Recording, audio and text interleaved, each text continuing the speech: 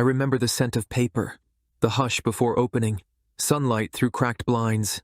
That bookstore, tucked in a forgotten corner of the city, was everything to me, until it wasn't. It burned down on a rainy autumn night. I should have been home. But I ran there after Yichin called, panicked. "Something happened," he said. "Please, Zian, come quickly." By the time I arrived, flames had already taken it all. Ash rose like ghosts. Sirens screamed. Yichin clutched my coat, whispering, "They can't find out.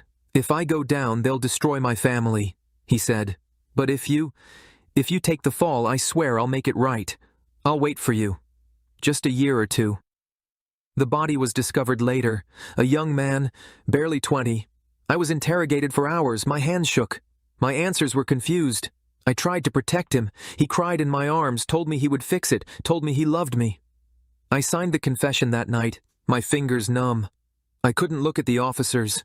I kept thinking of how Yichin held my hand like it was a lifeline. When they took me away in handcuffs, he was already gone. I didn't see him again, not at the trial, not at sentencing, not once during the 2 years that followed. And I didn't speak either, because love makes you stupid. They say prison breaks you slowly. For me, it started with the hunger. "Forgot your name already, bookstore boy," a guard sneered one day, tossing my tray to the floor. The watery soup soaked into my thin blanket. The others were worse. Some called me pretty boy, some called me killer, most just called me bitch. "Hey," one inmate whispered through the bars, eyes gleaming. "What did you do to piss off the Golden Prince? Heard he used to fuck you? That true?" I turned away. Silence was the only armor I had. They didn't like that. The first assault came at shower time. Out of nowhere, 4 men captured me and started their beatings.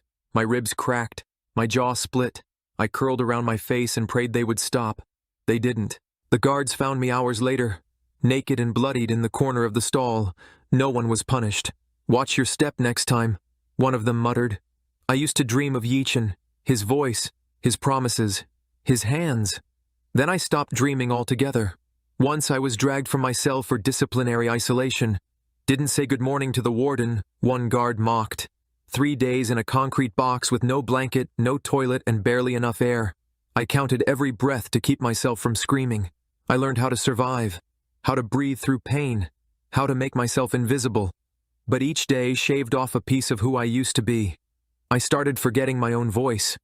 By the time they let me out, I was no longer Shu Zian, just another broken thing. The moment I stepped through the prison gates, I looked for him. Liang Yichin. I dialed the only number I remembered by heart. Disconnected. I visited his old apartment. Someone else lived there now. I even stood outside his father's office building for hours, hoping to catch a glimpse, hear a whisper. Nothing. He was gone. He had erased me. I started looking for work. Anything. I just needed something to survive. But the rejections came fast and without explanation. I slept on benches. I ate what others threw away. I lost track of the days. And then one night, curled up in a half-collapsed warehouse, someone approached me. "Shu Zian." His voice was quiet, precise, like a knife drawn slowly across the skin. I didn't answer. He tossed something onto the ground in front of me. A folder. I stared at it, unmoving, until he crouched down and forced it into my hands. I opened it slowly. Photographs, my mugshot, prison logs, trial transcripts, newspaper clippings, and a photo of a smiling young man, the boy who died in the fire. "I'm Shen Wei, and my brother, you stole his life. Now you will repay me with yours." He stood again, towering above me. "You can come quietly," he continued, "or I can drag you. Either way, you're mine." The car ride was silent. I sat soaked in the back seat, clothes damp from rain and filth. Shen Wei's mansion rose over the city like judgment made of glass. When we arrived, a woman in a suit opened the front door. She didn't smile. "Follow." I didn't even have shoes. The marble floor was cold under my bare feet. Every footstep echoed like a countdown. "This is your room," the woman said, opening a door. I stepped inside. There was a bed, a dresser, a small window with blackout curtains. No locks. But I knew what it was. A cage. Hours passed. I didn't sleep. I couldn't. I sat on the edge of the bed, staring at the wall. Then, the door opened. Shen Wei stepped in. "Stand up," Shen Wei said. I didn't move fast enough. He crossed the space in 2 strides and gripped my collar, yanking me to my feet. You hear me, or did prison make you deaf too? Still, I didn't speak. Strip, he ordered. I stared at him. His expression didn't change, but his hands did. He seized the front of my shirt and tore it downward in one motion.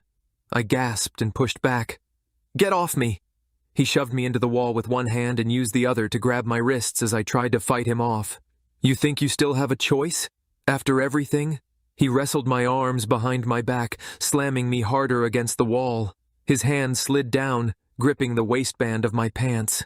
Let me go!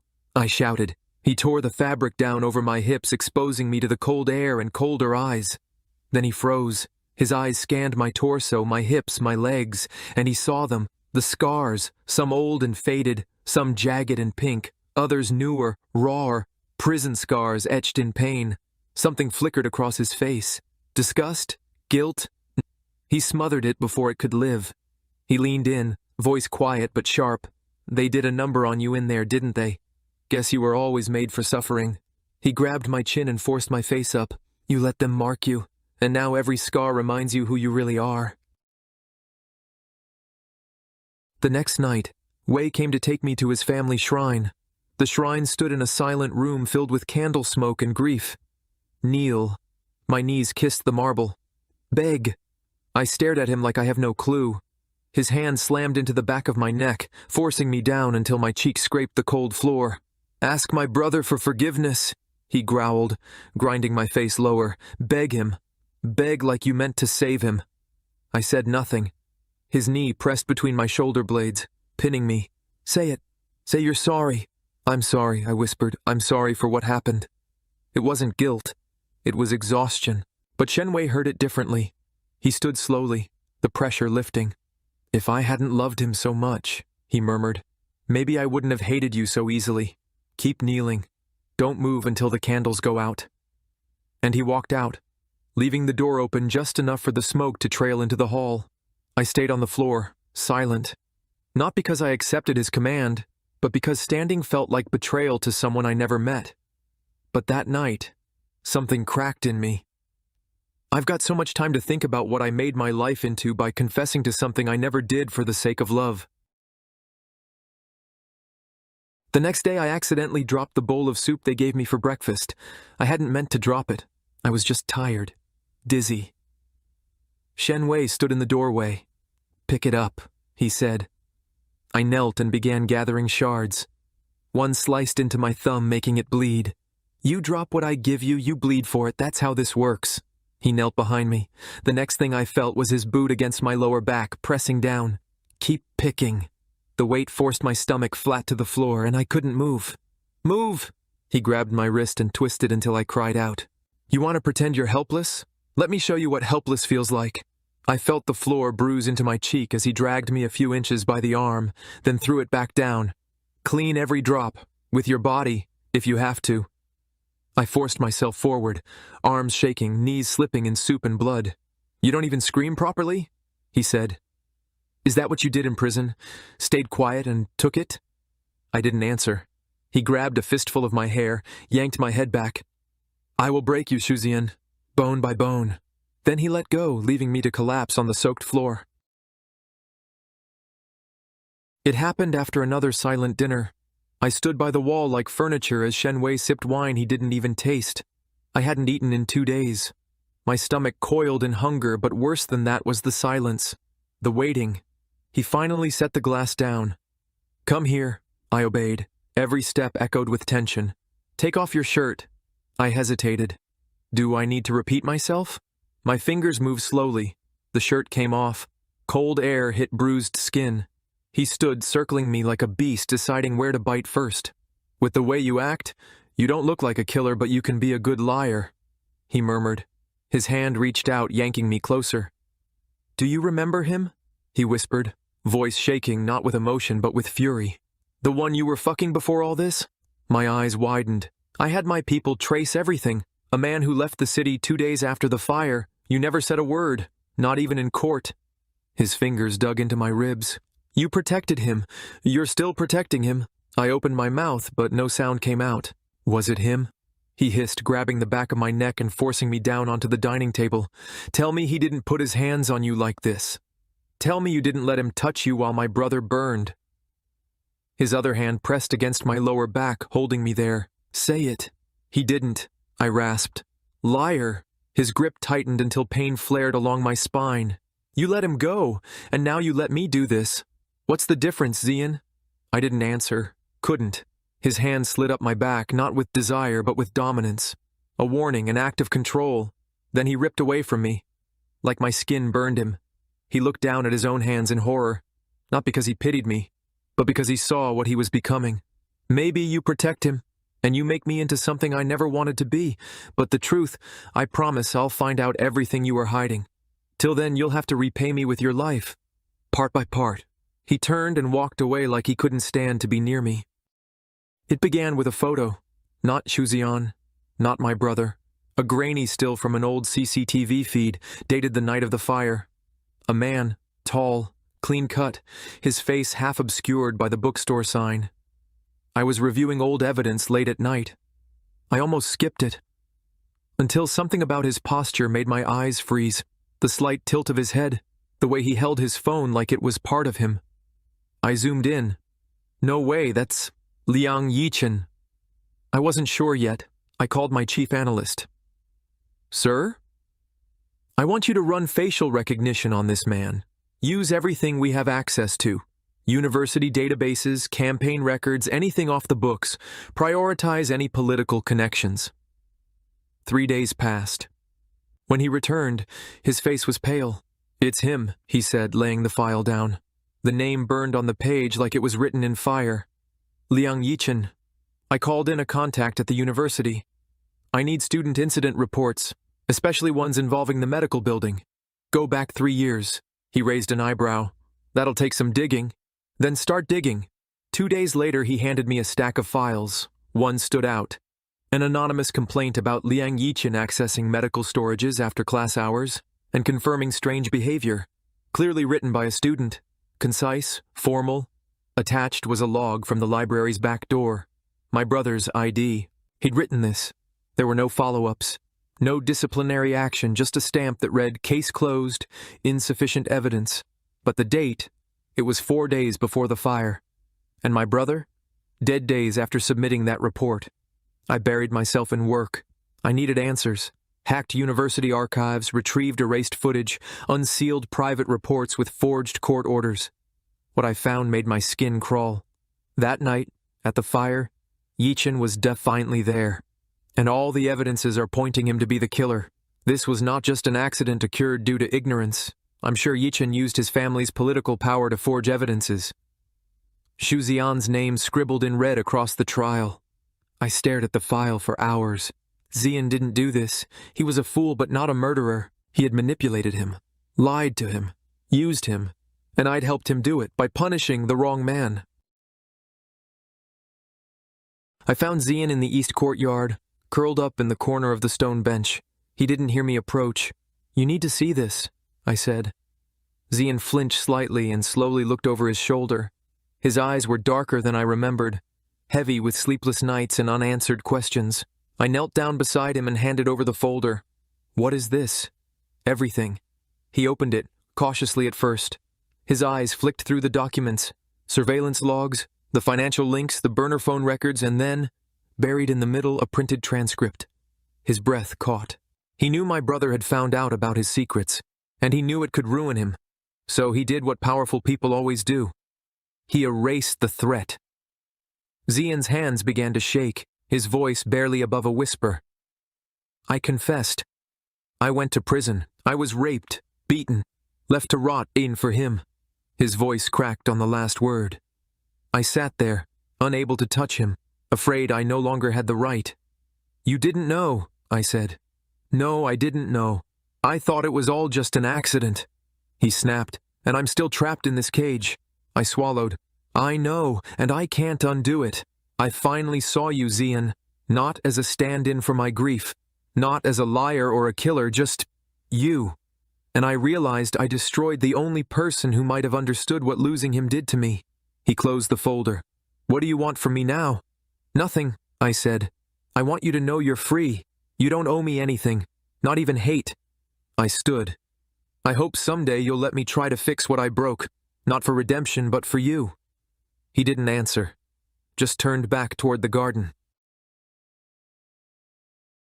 I called my team together in the dead of night. We met in my private residence. We're going to dismantle the Leang family, brick by brick. Jin, my head of intel, leaned forward. That's a big wall to knock down. You sure we're not starting a war? We're not starting it, we're finishing what they covered up. I walked to the projector, flipped through the evidence. Yichen's father has offshore accounts in Macau. Drug money's been flowing through subsidiaries masked as educational grants. And Yichen himself? He kept the same burner for over a year. We have voice logs, location traces, a pattern of movements leading directly to the library before it burned. You want to go public with this? Not yet. First we bleed them, then we expose them. We leaked a discreet memo to an anti-corruption journalist. Anonymous, untraceable, a whisper of impropriety in the Liang campaign funds. It hit like a silent bomb. 2 days later, the first article broke. Panic began to crawl beneath their polished smiles. Next, we paid a visit to an ex-partner of Yichen's father. You want proof? He asked, lighting a cigarette with shaking hands. That man has 6 different identities in 3 provinces. I have copies of the transfers. He handed over 2 encrypted USBs. Within a week, the pressure mounted. Police raided a subsidiary office in Tianjin.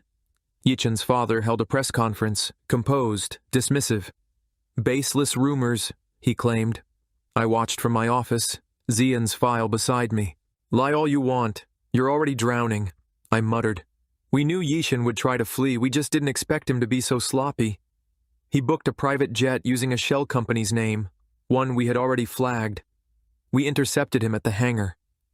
The look on his face when he saw me, worth every night I'd spent planning this. Shen Wei, he sneered. This isn't your lane. You don't have the authority. I stepped forward. I don't need authority. I have proof and I have motive. You killed my brother. He laughed. You have nothing, Xian confessed. You think anyone will believe you over that? They already do. I nodded to the officer behind me. You're under arrest for obstruction, conspiracy, and murder. As the cuffs clicked shut, he stopped smiling. The trial was chaos. Public, loud, political. Xian refused to attend at first. I didn't force him. But on the second day, he showed up, sat in the back, didn't speak. He watched Yichen take the stand, saw the cracks in his voice, the panic behind the polished lies. When the guilty verdict came, Xian didn't cheer. He just closed his eyes, as if finally the noise could stop. I found him again, a week later, in the new bookstore I'd built for him. It was nearly complete, shelves assembled, sunlight pouring through the glass walls. He stood at the center, still and small, like he didn't know where to place himself. The silence inside the space was different than usual. I stepped inside and closed the door behind me. He didn't turn around. I'm sorry, Xian.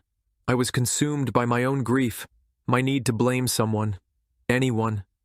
And when I saw you, I made you that someone. I took a few steps closer. You saved someone who never deserved it. You walked into a fire for him, and I didn't just let you suffer, I made it worse. I made it hell. I dropped to my knees. Right there on the polished wood floor. The sun was warm on my shoulders, but I felt cold. I thought hating you would give me closure, that hurting you would fill the space my brother left behind. But all it did was hollow me out more. Every day, every night. Watching you flinch, watching you shrink. I broke you, Xian. Over and over again. And you still stayed. His eyes glistened, but his expression didn't shift. I can't ask you to forgive me. I don't deserve that, I probably never will, but I'm begging you, please let me try. Not to atone, not to rewrite the past, just to build something different. I paused, breath catching in my chest. With time, I think I've fallen for you. Not because I pity you, not because I owe you, but because despite everything, despite what I did, you're still standing. You're still kind, you're still you. And if there's anything left in me that's worth saving, I want it to be for you. I looked down, unable to meet his eyes anymore. But if there's even a small piece of you that believes I can be better... The floor creaked. He walked over. I didn't look up. I couldn't. Then quietly, He knelt down beside me, still silent. Then, just barely, he nodded. A single quiet nod. No words, no promises. But it was the first time in years I felt air fill my lungs without burning, and I hugged him tightly. That was all I needed. That was everything.